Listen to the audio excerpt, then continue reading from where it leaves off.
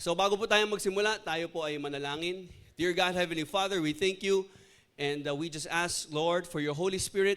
Patuloy niyo po kaming samahan, lukuban kami ng iyong presensya. Give us, Lord, the understanding. Give us, O God, the wisdom, the revelation that we need from your word. Help us, Lord God, to see the beauty, the supremacy, the glory, and the majesty of Christ today through your word. Anoint your servant. Use me, Lord, as your mouthpiece. Speak through me.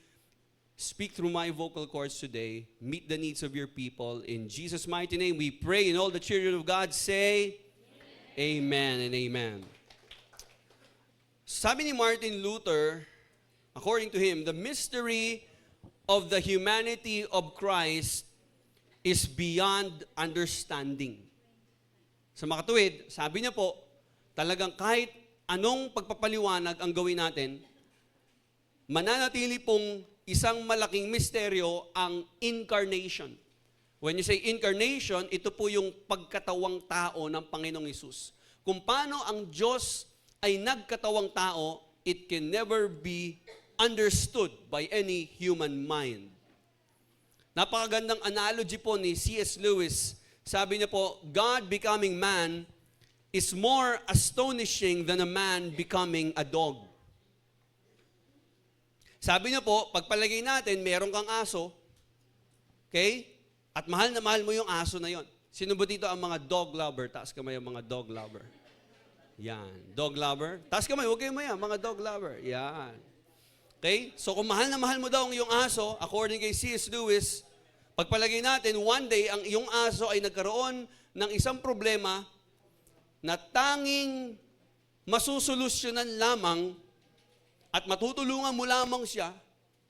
Let's say, nagkaroon siya ng matinding sakit, nagkaroon siya ng matinding virus, at matutulungan at magagamot lamang yung aso mo na yon kapag naging aso ka din. Ang tanong, handa ka bang i-give up ang humanity mo? I-give up mo ang trabaho mo, i-give up mo ang education mo, ang literature, ang arts, ang mga hobbies mo. I-give up mo ang kakayanan mong magsalita, ang kakayanan mong ngumiti, ang kakayanan mo na magkaroon ng meaningful relationship with other human beings. Kumbaga lahat, i-give up mo. Ang pagiging tatay mo, ang pagiging gwapo mo, pagiging maganda mo, at magiging aso ka. So ang tanong, handa ka bang i-give up maging ang loved ones mo para maging aso? Taas po kamay ulit mga dog lover. Okay. Errol, handa ka bang maging aso? Wala siguro, no? I guess not. Okay? So I think none of us would do that kasi mahirap po. Bibili na ako ng bagong aso kung gano'n. Diba? Mahirap eh. Parang hindi ko kaya i-give up yung pagiging tao ko. Pero alam niyo po, the gap between human and a dog is so small compared to the gap between God and man.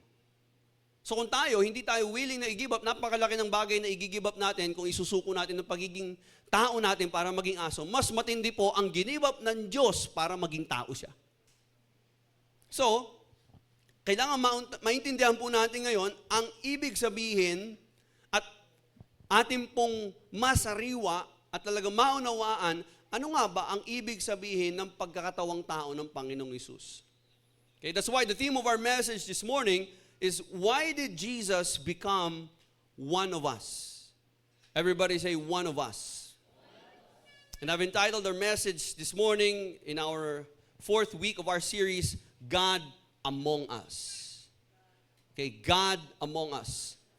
So, tayo po ay nagpapatuloy pa rin sa ating pag-aaral in our series, Anchored in Christ. We are studying the book of Hebrews, and we are right now looking at the supremacy of Christ, yung glory ng Panginoon. Ating pong tinitingnan ito at pinapakita po, it is being shown in the book of Hebrews how Christ is supreme, how Christ is above all else, how Christ is preeminent, at kung bakit dapat nating ibigay ang ating buong tiwala, buong pagsamba at paglilingkod kay Kristo. At bakit hindi siya dapat ipagpalit? Because He is supreme. That's why we are to anchor our lives in Christ. And we are now on our week 4, so let's continue our study in the book of Hebrews. At sa ating pang-apat na linggo, nasa chapter 2 pa rin tayo. Sabi mo sa katabi mo, congratulations, nandito na tayo. Patapos na tayo ng chapter 2. Alright, so our text is in Hebrews chapter 2, beginning with verses 10 up to 18. Hebrews 2, so turn your Bibles with me. Hebrews chapter 2, beginning with verse 10 up to 13. Alright? So basahin po natin verse 10. Let's read verse 10 only. And then tutuloy po natin yan. Okay? So sabi naman verse 10, sabay-sabay natin basahin. 1, 2, 3, go. In bringing many sons and daughters to glory, it was fitting that God, for whom and through whom everything exists, perfect through what He suffered. May the Lord bless us in reading His word. So why did Jesus become one of us? Bakit nga ba naging tao ang Panginoong Hesus, samantalang siya ay Diyos? Number 1, because Jesus became our pioneer. Everybody say pioneer. Okay? According sa Greek word nito, ang ibig sabihin ng pioneer ay founder or trailblazer. Pag sinabi po natin trailblazer, kung kayo po ay nakapunta na po ng bundok, makakakita po kayo nung mga, naalala ko dati, meron kaming parang napuntahang lupa kung saan dapat mag-held kami ng prayer mountain doon. At talagang yung bundok kailangan palinisin. So meron kaming trailblazer sa unahan. Habang naglalakad kami, meron na una nagtatagpas ng ng mga damo kasi matataas yung damo eh. So gumagawa siya ng daan. Para pagdaan namin, wala nang mga damo. Okay, nagets nyo?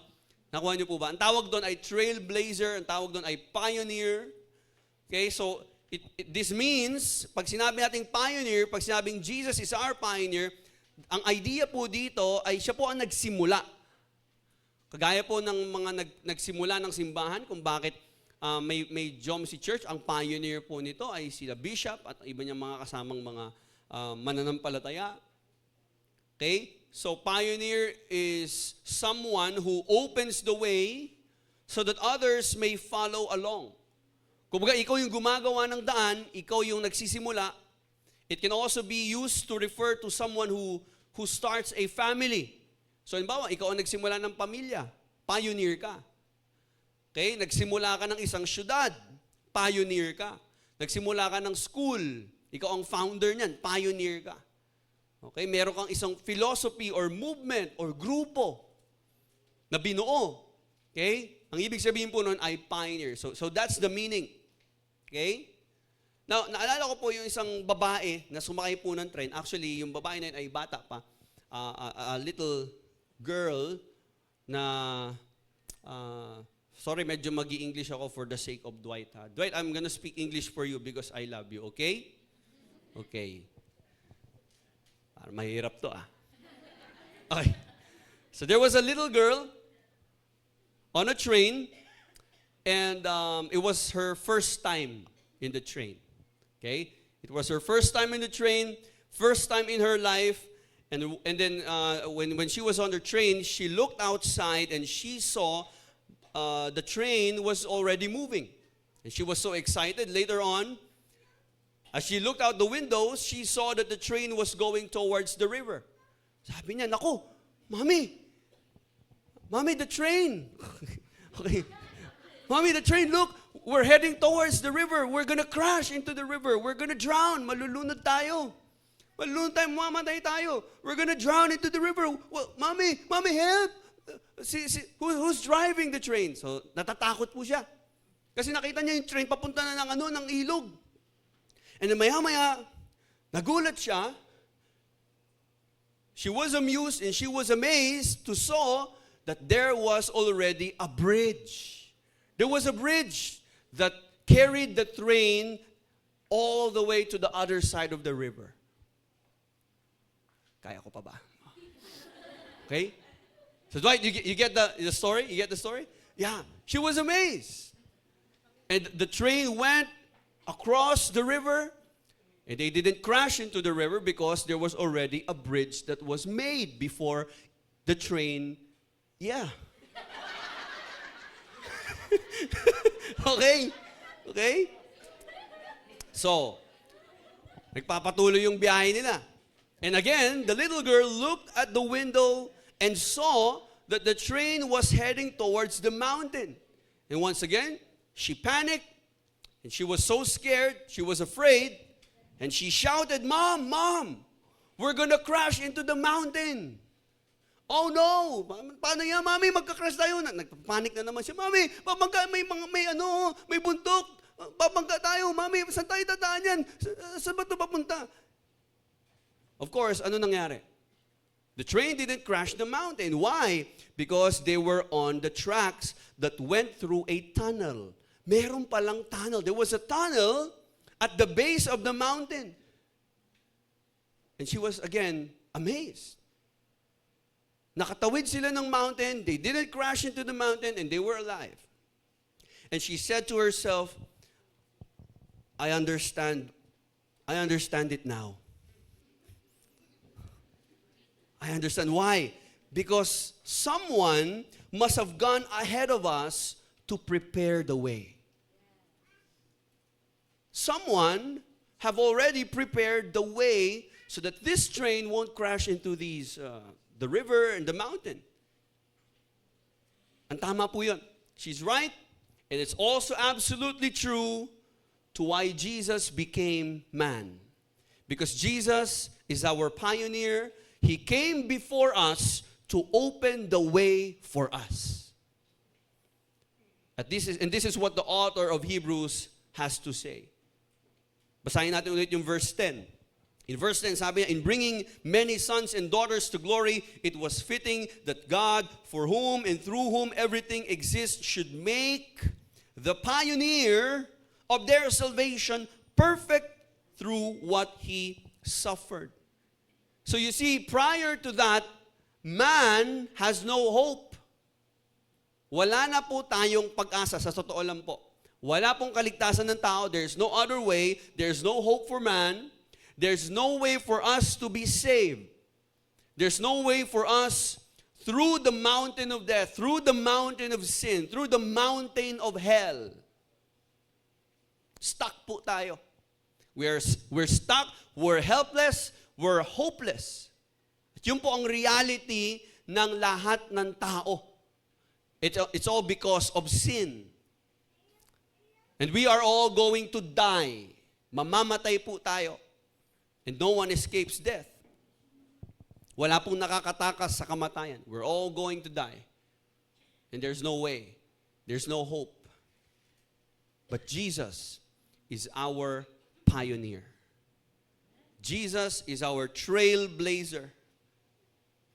He opens the path to salvation so that the sons of glory may follow along. So si Jesus po ang gumawa ng paraan.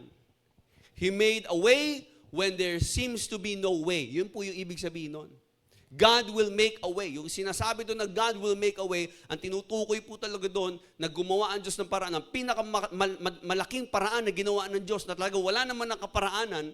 It's almost impossible. It's almost a mystery, a miracle that man has been saved from his sin. Because there's no hope for us. We all deserve hell. We all deserve punishment. We are sinners. But because of Jesus, we have life. We have hope. That even beyond death, there is eternal life in His presence. Amen? So gumawa ang Diyos ng paraan para tayo po ay magkaroon ng pag-asa. Amen? And also, sabi ng verse 14, basahin natin. Since the children have flesh and blood, He too shared in their humanity. So this is a perfect text to show us na si Jesus po all along, hindi talaga siya tao. He only shared in our humanity. So that, this is the purpose. Ang purpose po, so that by His death, He might break the power of him who holds the power of death, that is the devil, and free those who all their lives were held in slavery by fear of death. So, ang nangyari po, yung pagkakatawang tao ng Panginoong Hesus, His incarnation, the moment na nagkatawang tao ang Panginoong Hesus, He finished His mission, He died on the cross, He became our pioneer, He became our trailblazer, He made a way for us, and what's the result? Ano naging resulta? Jesus defeated death by His death.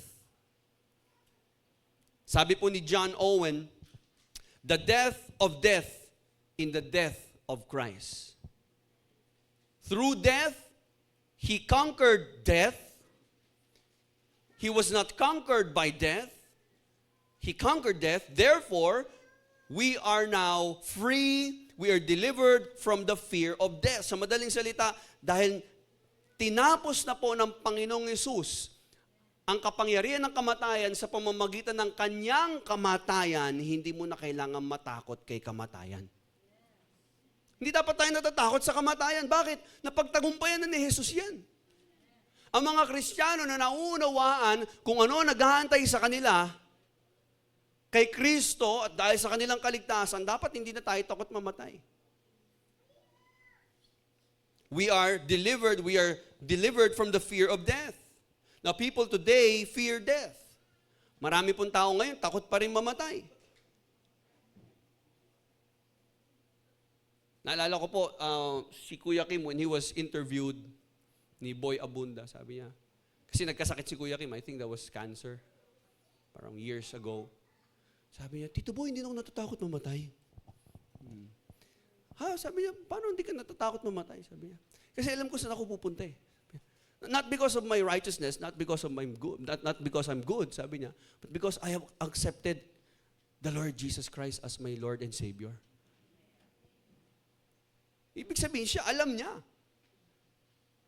kung saan siya pupunta. At alam niya, yung buhay na nag-aantay sa kanya ay mas maganda kaysa sa buhay na dito sa lupa.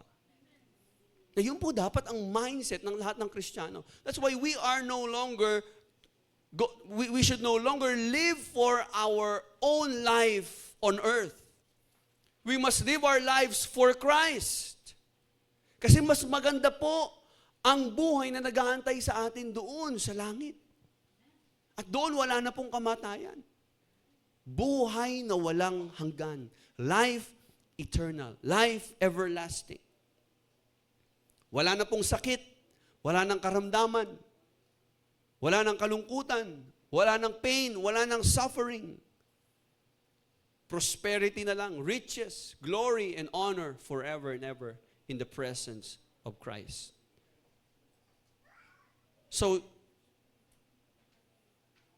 maraming tao takot sa kamatayan dahil hindi pa nila alam ang nag-aantay sa kanila. Ang tao kaya lang naman takot mamatay dahil hindi niya alam kung saan siya pupunta. So, tatanungin kita, ilang years ka ng Christian? Sigurado ka na ba? At alam mo na ba kung saan ka pupunta? Yan ang pinakamalaking tanong na dapat mo sagutin. Maraming tao natatakot dahil naniniwala sila baka mas masama yung kanilang maging kalagayan. So buong buhay nila, they have this lifelong slavery to the fear of death. But again, the Christian who knows that Jesus already made a way. Jesus became our pioneer. Ang isang Kristiyano na totoong nagsuko ng kanyang buhay kay Kristo at nakakaunawa ng inihanda na ni Kristo para sa kanya at ginawa ni Kristo para sa kanya, hindi na dapat siya matakot. Because Jesus had already gone and we need not to fear death. Christians should no longer fear death because Jesus had opened the way to eternal life. At kung tayo man mamatay, and you have Jesus in your life, and you have really surrendered your life to Christ, you know in your heart na merong kang buhay na walang hanggan na nag-aantay pagkatapos ng buhay mo dito sa lupa. Amen po ba? So Jesus is our pioneer, our trailblazer. Pero hindi lang yun. Sabi rin po ng text natin, Jesus became our brother. Everybody say brother. Sabi po ng verse 11, let's read in verse 11, both the one who makes people holy and those who are made holy are of the same family. Iisang pamilya daw po. So Jesus is not ashamed to call them what? To call them brothers and sisters. Everybody say brothers and sisters. In verse 12, sabi niya po, I will declare your name to my brothers and sisters. In the assembly, I will sing your praises. And again, he says, here am I, and the children of God has given me. So Jesus calls us brothers and sisters. At hindi po siya nahihiya. Kaya nga hindi ko magets bakit ang iba ang tawag nila kay Jesus, Papa Jesus. Okay? Actually, biblically, Jesus is our brother. Kasi po bago tayo maging anak ng Diyos, siya muna na talagang bugtong na anak ng Diyos, ang nagbayad ng ating kasalanan, naging representative natin, at lahat ng sasampalataya sa Kanya ay magiging anak din ng Diyos. Meaning, Jesus is our brother. At hindi po tayo kinakahiya ng Panginoong Hesus. So it's an intimate relationship na binubuo at pinapakita po ng Panginoong Hesus. At pinapaliwanag dito that we are one family. I mean, just imagine, kung paano ituturing ng isang Diyos na banal, Diyos na walang bahid ng kasalanan, punong-puno ng kabanalan, itatrato niyang kapamilya ang isang maruming, makasalanang tao kagaya mo at kagaya ko. Paano tayo naging kapamilya ng Diyos? At paano tayo nagkaroon ng pagtawag sa Diyos na Ama? Paano mo naging tatay ang Diyos samantalang makasalanan ka? Amen? I mean, again, yung mga dog lover, yung mga cat lover, diba? You treat your pets as, diba? As family, tama? Pamilyang turing mo sa kanila. Pero, talaga bang pamilya to the point na talagang pamilyang-pamilya? Hindi, hayop pa rin yun eh. Okay? Hayop pa rin yun. So, tao po tayo. Hindi po tayo aso. At kahit sabihin natin, itinuturing natin pamilya yung aso pa rin yun, tao ka pa rin. Tama po ba? Pero ang Diyos, isipin niyo po, God wants us to be in His family. And Jesus became man to be our brother. So yung binasa po natin kanina sa verse 12, I will declare your name to my brothers and sisters in the assembly, I will sing your praise. It's actually quoted by the author from Psalm 22, verse 22. Ito po ay isang messianic prophecy kung saan ipinoproclaim ng Panginoong Diyos, ng Panginoong Hesus, tayo bilang kanyang mga kapatid. Now, again, sino po nagsulat nito? Si David ang nagsulat niyan o maaaring psalmist. Pero the point is, kung titingnan po natin, kung magbabasa tayo ng Psalms, meron po doon mga iilan na mga tinatawag na messianic prophecy. I mean, look at this. Psalm 22 verse 1. Familiar ito sa ating lahat. Psalm 22 verse 1. Meron ba tayo dyan? Paki-flash? Wala? Ayan, yan. Oh. Sige nga, basahin natin yung verse 1. 1, 2, 3, go. My God, why hast thou forsaken me? Teka muna, saan natin narinig yan? Sino nagsabi niyan? Si Jesus. Okay? Yan yung mismo mga salita na lumabas sa bibig ng Panginoon Jesus nung siya po ay nakapako na sa krus. Now, this is an example of a messianic psalm. May mga psalms kung saan prophetic siya. No? Prophetic siya. At ito ay mga description Kung titingnan natin yung first 21 verses ng Psalm 22, hindi lang po ito sinulat ni David o ng kung sinong psalmist. Ito ay pag sinabi natin Messianic Psalm, it is a psalm that points to Jesus. And the first 21 verses is a description of suffering na dinaanan ni Jesus. So, again, ito yung sinasabi ng Panginoong Hesus, I will declare your name to my brothers and sisters in the assembly. I will sing your praises. So Jesus became man to bring us into His family. Nagkatawang tao siya upang tayo na makasalanan, na hindi naman karapat dapat maging parte ng pamilya ng Diyos, ay maging bahagi ng pamilya ng Diyos. So we don't deserve to be in the family of God. We don't deserve to be saved and to be adopted as sons and daughters of God. Pero dahil po kay Jesus, ito po ay naging posible. So, dapat i-appreciate natin. Jesus is our big brother. Siya pala yung kuya natin. Yan pala yung totoong kuya. Sabi mo sa katabi mo, may kuya ka na. Kuya natin si Jesus eh. He is our brother. Now in the Bible, makikita natin, meron doon mga kuya na masasama. Kagaya ni Cain. Pinatay niya yung kanyang kapatid. Si Jacob. Mga bad brother to, mga bad example of brother. Si Jacob, dinaya niya yung kanyang kapatid. Yung prodigal son, imbis na matuwa, yung kuya niya, nagtampo pa. But Jesus is our good brother. Why?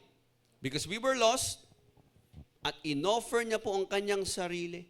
He gave up the glories of heaven. He gave up His glory, His position in heaven to be born as man. So that He could die for our sins. At maibalik niya sa atin ang lahat ng nawala sa atin. With His humanity, with His sacrifice, ibinalik niya po tayo sa ating glorious destiny na pagkakadesign sa atin ng Diyos. That is why He is our good brother. Now my question is, kinakahiya mo ba yung kuya mo? Are you ashamed of your brother?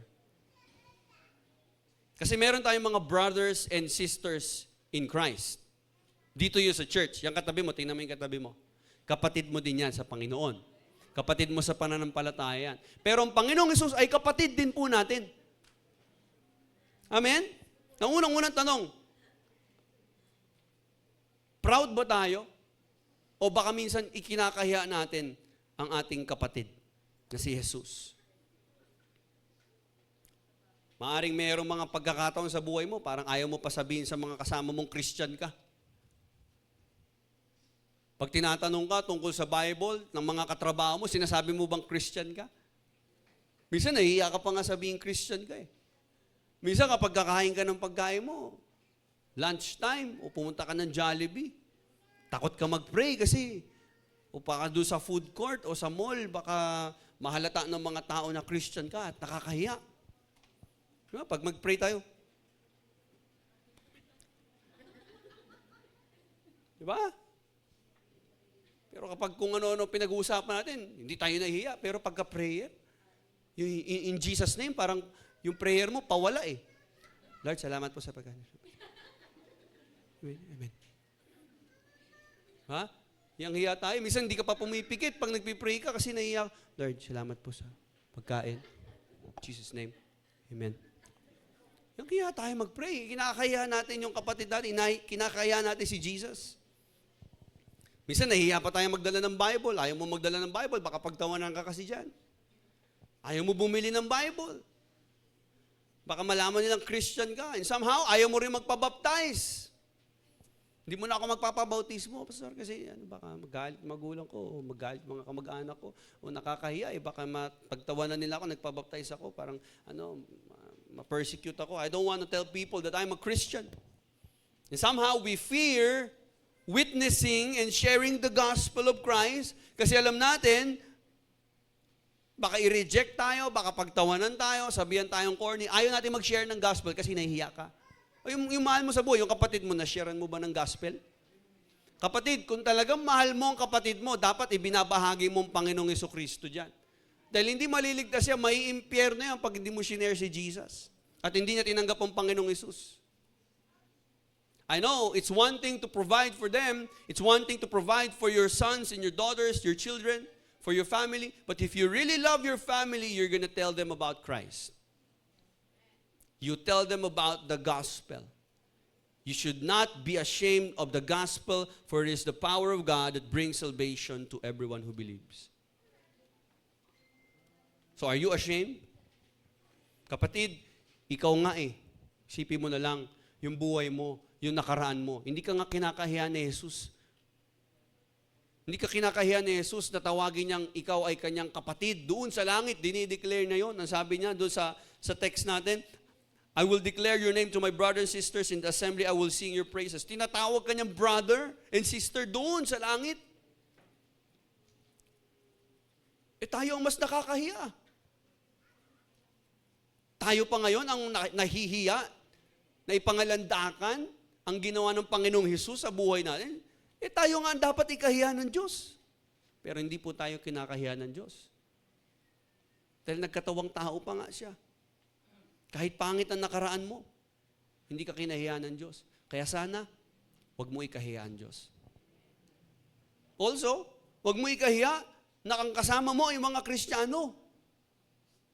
I want to encourage you, let us embrace the Christian community regardless ng ating mga kanya-kanyang background, ng ating mga kanya-kanyang mga differences, o iba-ibang mga status natin. Minsan, ayaw natin kasama si sister, ayaw mo sumama doon sa mga kasama mo sa church doon. Ang gusto mo kasama, ito lang mga college friends mo, o ito lang mga katrabaho mo, kasi pakiramdam mo, itong mga taga-church, hindi naman masyado mataas sa pinag-aralan, ito naman, hindi sila fan ng SB19 o ng Bini, ito mga puro church lang, ayoko dyan. Hindi sila cool. Puro Bible ang pinag-uusapan. Parang ayaw natin samahan kasi yung isa ano lang siya, kasambahay lang at ako parang hindi ko ka-level kasi ako graduate ako. So ayoko sila ka-fellowship. Mas educated ako. So kailangan mas upper class ako sa church. Kapatid, hindi po dapat ganun. We must embrace, let us love the community of believers regardless ng ating pong mga kanya-kanyang status. Kaya minsan ayaw natin ka-fellowship yung mga kasama natin sa church. So I encourage you, join a D group. Mag-join ka ng life group, hindi yung kayo-kayo lang. Mag-join tayo, huwag mo ilayo ang sarili mo sa church. Wala na social distancing ngayon. O minsan katabi mo naman, pero yung spirito mo, yung damdamin mo, nilalayo mo dyan. Pag sinabing kamayan mo yung katabi mo, ngitian mo yung katabi mo, sa kanan ka lang nakangiti. Di ba? Hindi mo man lang mangitian, hindi mo nga kilala. Kaya nga dapat mag-build tayo ng relationship Huwag tayo mamili ng gusto natin samahan. Huwag tayo mamili ng grupo natin. Dapat lahat ng mga nananampalataya kay Kristo, lahat ng kapatid natin kay Kristo, ka-fellowship natin. Kasundo natin. Nginingitian natin, binabati natin. Kinakamusta natin. Sabi mo sa katabi mo, huwag kang mamili. Mag-join tayo sa fellowship. Midweek service lang naman yan. Hindi, mag-join ka. Bakit? Kailangan mo yun. Minsan throughout the week, kailangan mo ng encouragement. Kailangan mo ng magpapalakas sa'yo. You need the Word of God. Kailangan mo ng life group. Gumawa ka ng way na makapag-join ka sa life group. I-commit natin yung ating sarili sa fellowship. Why? Because fellowship is not optional, because it reflects our Christ's own commitment to us. Ang nais po ng Panginoong Hesus, magsama-sama tayo, mag-gather tayo. Dahil kung talagang committed tayo kay Christ, we also must be committed to one another. And number 3, Jesus became our mediator. Everybody say mediator. Let's read Hebrews chapter 2, verse 17 to 18. Ang sabi po ng verse 17, for this reason, He had to be made like them, fully human in every way, in order that He might become a merciful and faithful, everybody say merciful, and faithful high priest in service to God, and that he might make atonement for the sins of the people. Because he himself suffered when he was tempted, he is able to help those who are being tempted. Now, what is a priest? Ano ang high priest? Ang isang high priest ay isang form ng mediator. Dahil ang priest ay can be anyone, can be someone, at siya po ang magiging tagapamagitan between God and man to mediate. Pag sinabing mediate, mamagitan. To be like a bridge. Kung paano hindi ka makatawid papunta sa Diyos, may kailangan mediator, may magdudugtong.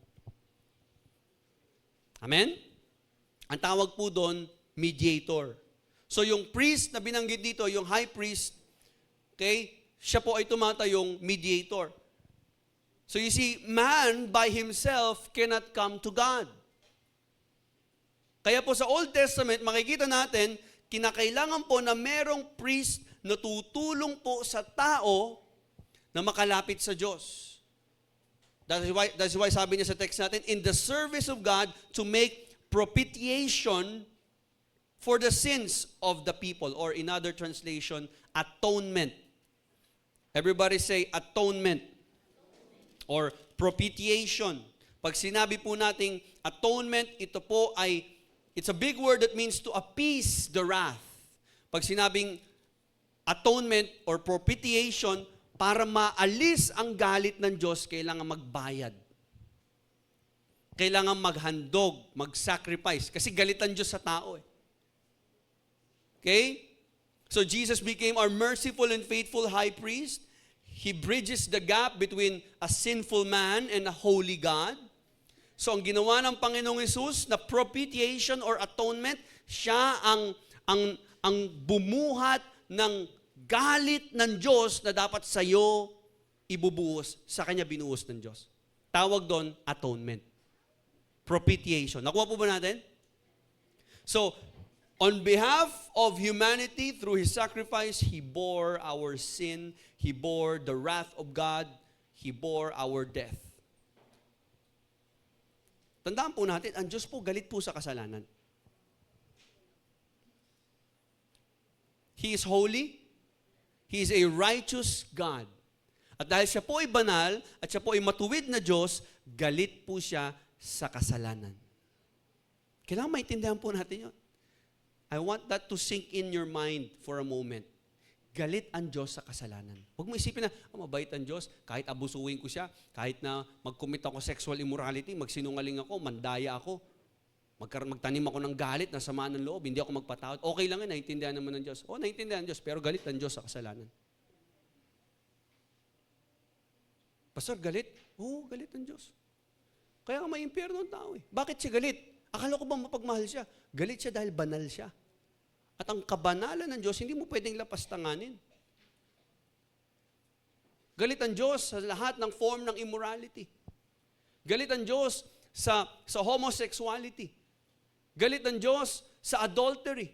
Galit ang Diyos sa lahat ng forms of lying, lahat ng pagmumura, lahat ng masasamang salitang lumalabas sa bibig. Galit ang Diyos doon. May kasabihan pa tayo, God hates sin, but He loves sinners. Yes, pero totoo ba yun? Pwede mo bang paghiwalayin ang kasalanan at yung makasalanan?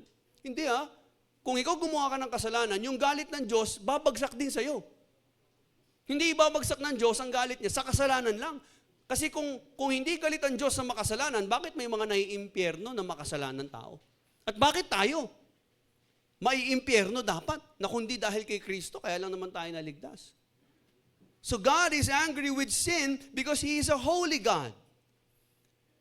And if you love truth, you will hate sin. So God is angry with sin. So how can a sinful man come to God? Galit nga ang Diyos sa tao dahil makasalanan ng tao. Paano tayo makakalapit sa Diyos? Makakalapit lang po ang tao sa Diyos kapag ang kanyang puot at galit ay naapis. Napawi. At yung pagpawi ng puot at galit ng Diyos ay mangyayari lamang kung merong magiging sacrifice. So in the Old Testament, ang mga Jews, magdadala sila ngayon ng mga hayop, mga tupa, kordero, kambing. Lahat yun, dadali nila ngayon sa pari. At yung pari ay magiging representative ng mga Israelites. At yung pari ang papasok sa templo dahil banal yung templo. Ang pari lang ang binigyan ng task na makapasok ng templo. At yung pari ang maghahandog doon sa templo at bababa ang apoy ng Diyos. At tatanggapin yung handog na yon para magkaroon ng confirmation.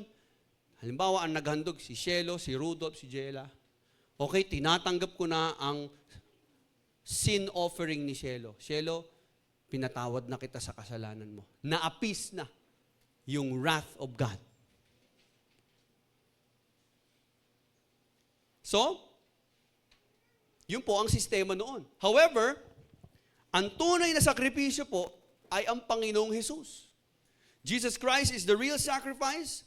Jesus is both the high priest and the sacrifice. Siya yung high priest at siya rin yung handog.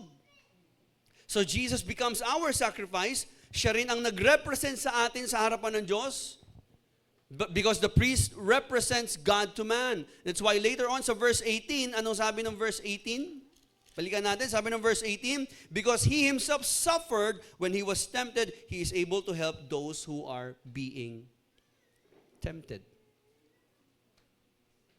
So natulungan niya tayo dahil nagdusa siya at tinukso din siya, gaya natin.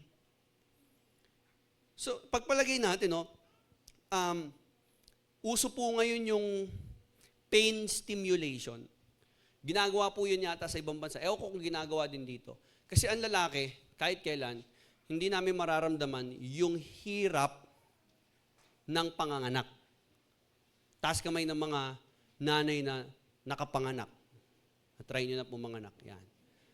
Tatanungin ko kayo 1 to 10, gaano kasakit? 1 to 10. 10? 10, no, 10. Lagpas pa sa 10. Grabe, nung nakita ko yung asawa ko, grabe. Sabi ko, Lord, thank you, lalaki ako. Hindi, joke lang. Sabi ko, Lord, grabe, naawa na ako sa kanya eh. Kasi nandun ako na nagli-labor siya. Hindi niya alam ang gagawin niya. First time ko yun eh. Siyempre, first time ko lang mag-asawa. Diba? First time ko yun.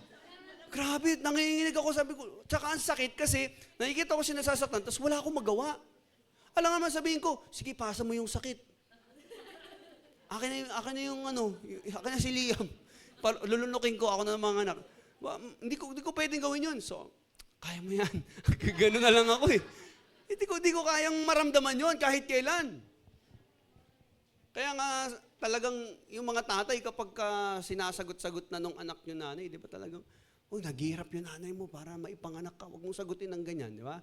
Kasi naiintindihan ng tatay. Maganda rin pala yun na nandun yung tatay habang nanganganak yung nanay. Oh. So, the point is, ngayon, ang ginagawa ng mga tatay, to empathize doon sa labor pain, meron ng tinatawag ngayon na labor pain stimulation. Ngayon, merong ikinakabit na mga wires and stuff and teknolohiya, no? Ikinakabit-kabit na yan, para maramdaman mo yung sakit nung panganganak. Ganun ang ginagawa nila ngayon. Okay? So, tawag doon, labor pain stimulation. Ginagawa yun. Nakikita ko yung mga videos. Gumagano'n talaga, namimilipit yung mga lalaki. Kasi nagano sila, labor pain stimulation. Talagang gano'n sila. Talagang kala mo parang nanganganak talaga. Gano'n kasakit. Pero hindi ko na po gagawin yun. Okay na ako. So, kagaya po nun, si Jesus, He fully entered our human suffering for real. Yung incarnation, yung pagkakatawang tao ng Panginoong Hesus, talagang iniwan niyang pagiging, ang glory niya bilang Diyos sa langit at nagkatawang tao siya. Kung paano ang tao naghihirap, kung paano ang tao nalulungkot, lahat. Jesus was fully 100% true human being. He had a true human nature. Bakit? Kasi nais ng Panginoong Hesus na i-meet tayo sa ating mga struggles, sa ating mga needs, sa ating helplessness. So why did He become man? So that He can understand our pain. So that He can understand our needs. In a very small way. Alam natin yung labor pain, maliit na example lang yun, pero iba po yung ginawa ng Panginoong Hesus. He came in human weakness. Yung kahinaan ng tao. He went through the full extent of trials, suffering, and temptation of every human being. Now, brothers and sisters, no one was tempted like Jesus. Iba po yung dinanas ni Jesus sa temptation. Bakit? Tayo kasi, kapag natutukso, we fail. Most of the time, we fail at some point. And then we give up. We sin. Pero si Jesus, never po siyang nagkasala. That's why masasabi natin, grabe yung temptation niya. He was tempted to the max. He was tempted to the full extent. Kaya kung ikaw inisip ang hirap ng temptation, ang hirap ng struggle ko, ay mas mahirap ang dinanas ni Jesus. So He knows the sorrows. He knows your weakness, your frailties. He knows the pain of humanity. Why? Verse 17. Basahin natin yung verse 17. Ano sabi ng verse 17? For this reason, He had to be made like them, fully human in every way, in order that He might become a merciful and faithful high priest in service to God, and that He might make atonement for the sins of the people. So hindi siya po pwedeng magkaroon ng mercy, at hindi natin masasabing qualified siya na maawa kung hindi niya dinaanan yung hirap ng tao. Kaya siya naging merciful sa atin. Danas niya yung hirap natin. Amen? Dinanas ng Diyos. So He knows your pain.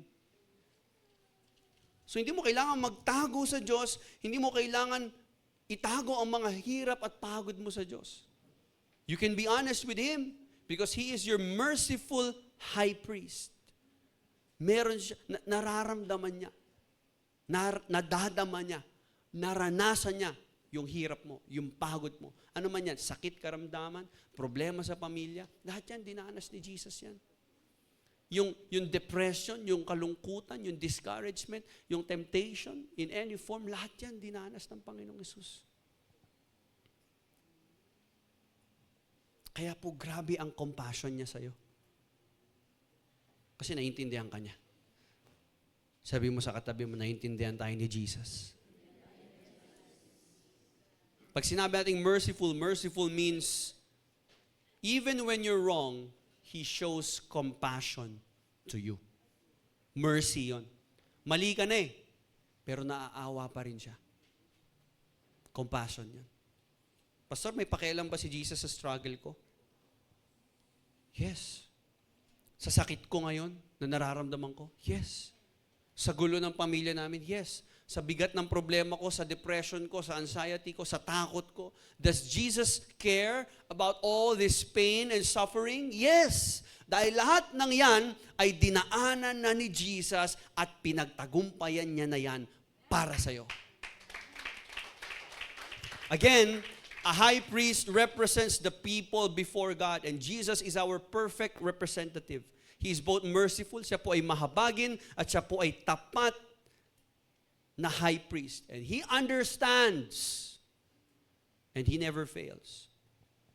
Di ba po, yung mga tao na nakaka-relate o meron tinatawag na empathy, parang sila yung mas gusto natin kasama. No, yung mga taong naiintindihan tayo. Tama ba? Kasi, alam mo yun, ang hirap magkwento sa tao na, sabi mo, may problema ako. Ano problema mo? Nag-away kami ng asawa ko. Sus, wala pa nga yun. Yung kami nga ng asawa ko, grabe kami. Ay, sus, wala pa yan. Di ba parang ang hirap kausap ng mga ganun eh. Pero yung kausap mo, nag-away kami, bakit? Kasi, masyado maalat yung sinangag. Ha? Alam mo, ako nagluto din ako sinangag. Nagalit nga din siya sa akin. Kasi ikaw, talaga naiintindihan niya ako. Tama ba? Na-experience niyo yung gano'n? Naiintindihan. Talaga ba? Ganun ba? Kasi grabe, na-offend ako sa sinabi. Ay, oo, ganito yung asawa ko. Talaga? Pareho tayo nung napangasawa? Hindi. Yung ugali lang. Ha? Ibig sabihin, ang sarap kasama ng mga taong nakakaintindi sa atin. People who empathize. Everybody say empathize. Ang tawag po doon, empathy. Ibig sabihin, naranasan nila, kaya naiintindihan ka nila. At ang Diyos po, hindi po siya yung Diyos na nasa taas lang na walang pakialam. Hindi, bumaba siya dito at lahat ng hirap na dinaranas mo ngayon, naranasan ni Jesus. Kaya naiintindihan ka niya. Hindi siya yung Diyos na walang pakialam sa'yo. Alam niya yan. He is close. He is relatable. He is loving. He is merciful. At dinadamayan niya tayo. And when you're tempted, when you're struggling, run to Jesus. Kasi alam niya ang ibig sabihin na makaranas ng trials. Alam niya ibig sabihin na pagtaksilan. Alam niya ibig sabihin ng pressure. And that's why when you come to Jesus, He will not condemn you. He will help you because He understands your pain. So why did Jesus become one of us? Number one, again, Jesus became our pioneer. Pangalawa, our brother. Number three, our mediator. He was our pioneer because He opened the path to salvation through His suffering and death. He became our brother because we entered into an intimate family relationship with God. He became our mediator because He is our merciful and faithful high priest who understands and intercedes for us. Alam niyo po ba yun na pinapanalangin ka rin ni Jesus? Sabi niya, nakikita ko itong pagod ng tatay na to eh. Alam ko yung hirap niya, naiintindihan ko yan eh. Lord, tulungan niyo po ito. He intercedes for us. He prays for us. In our weakness, ipinapanalangin ka ng Diyos. At binibigyan ka niya ng kalakasan. Naiintindihan ko yung pagod nitong breadwinner na to eh. Nitong nanay na ito eh. Itong estudyante na ito, itong anak na to. Alam ko yung pain na nararamdaman niya. Alam ko yung sama ng loob niya. Alam ko yung tinitiis niya na yan. Itong mag-asawa na to, alam ko yung struggles nila, naramdaman ko na yan. Naramdaman ng Diyos lahat, dinaanan ng Diyos lahat. That's why He is our perfect Savior. He is our pioneer, our brother, and our mediator. Now to summarize our message, so why did Jesus become one of us here? Pioneer, our brother, our mediator. Ito po yung pinaka-big idea natin. As a summary of our message, He walked the road we all must take, our brother and high priest who won't forsake. Dinaanan na ni Jesus. He is your pioneer. He's your trailblazer. He's your founder. So mga kapatid, what does this mean to us? This passage tells us, number one, that Jesus is not ashamed of you. Hindi ka kinakahiya ni Jesus. Proud siya sa'yo. Proud siya na tawagin kang brother and sister. So don't be ashamed of Him. Kasi hindi ka niya kinakahiya. Huwag mo siya ikahiya. Amen? Amen po ba? Amen. And also, Jesus understands our pain. So run to Him in times of trials. Sa Kanya ka tumakbo. Kasi alam niya yung sakit na nararamdaman mo. Number three, Jesus destroyed the power of death. So you should no longer fear death. Because Jesus is the way, the truth, and the life. No one comes to the Father except through Him. So hindi mo kailangan matakot sa kamatayan dahil ang Panginoong Hesus ay nasa iyo at siya ang buhay. And Jesus is with you in every temptation and trial. So may dinaranas ka ngayon na temptation at trials, kasama mo siya. Kasama ka ni Jesus. Amen? So to all believers, don't be ashamed of Jesus. Don't be ashamed of your fellow Christians. Don't be ashamed of being part of this church. Be proud. I-share mo yung mga live stream. I-share mo lahat ng mga posts natin sa social media. Be proud. Invite mo yung mga kasama mo sa trabaho to attend church. Invite them here. Let them know what Christ has done in your life. Don't be ashamed of Jesus. Don't be ashamed of Christianity. Commit to the Christian community. Love one another, serve one another, have fellowship with one another. And believers, sa mga mananampalataya po, lumapit tayo kay Jesus sa bawat pagsubok. Siya po ang ating brother, our Savior, our helper. So don't carry your shame and your burdens alone because Jesus walks with you. Sa mga umattend naman po dito and you're still seeking for the truth. Jesus didn't wait for you to be perfect. He became like you to save you. Hindi mo kailangan maging perfecto kasi kahit kailan hindi mo kayang gawin yon. Si Jesus, nagkatawang tao siya para yung mga kagaya mo, mailigtas niya. Anong kailangan mo gawin? You accept Him today, not just as Savior, but as your brother, as your friend, as your master. So brothers and sisters, look to Jesus. Follow Him as your pioneer. Trust Him as your brother. And draw near to God through Him as your high priest. And let your life be anchored in Him. He is the perfect Savior. He is our family. He understands our suffering. He walks with the broken.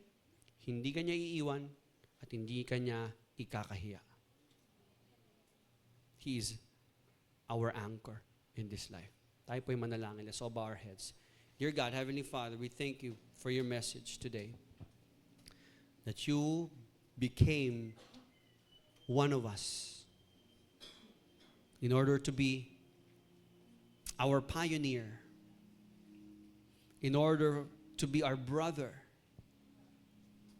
who is our family, our pioneer who made a way when there seems to be no way, who gave hope when we are hopeless, who saved us even if it's impossible. Our brother who is not ashamed of us, who is not ashamed to call us brothers and sisters. Kayo din, Panginoon, ang aming mediator na naging tulay, naging tagapamagitan, na nagtawid sa amin mula sa kadiliman papunta sa liwanag, sa kamatayan papunta sa buhay. Salamat, Panginoon, dahil yun ka. At ikaw ay nagkatawang tao para sa amin. So help us, Lord God, to understand that we have a merciful high priest, a faithful high priest who understands us.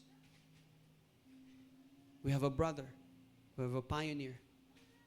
Help us, Lord God, to appreciate and acknowledge that you are greater than everything and you are worthy of it all. You're worthy of all the glory, the honor, and the praises. Karapat-dapat kang pasalamatan, papurihan, paglingkuran, at pagtiwalaan ng aming buhay. Salamat, Panginoon. Help us, Lord God, to keep anchoring our lives to you.